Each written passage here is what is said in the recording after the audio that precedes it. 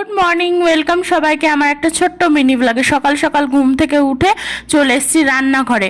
আজকে শনিবার, half school, ওই জন্য চাউমিন খেয়ে যাবে। এদিকে ডিমের ভুজিয়াটা করে নিয়েছি আর ওদিকে চাউমিনটা বসিয়ে নিয়েছি। সবজিগুলোও ভাজা হয়ে গেছে, চাউমিনটা কিন্তু আমার প্রায় রেডি।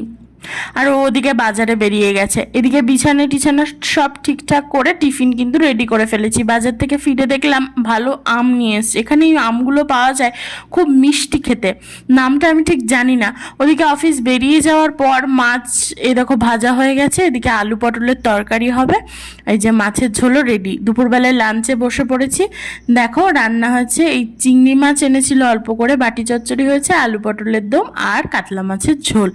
এই দেখো সন্ধ্যাবেলায় একটু টাইম পাস করার জন্য একটু সহজ নেল আর্ট করে নিয়েছি। কেমন লাগছে বলো।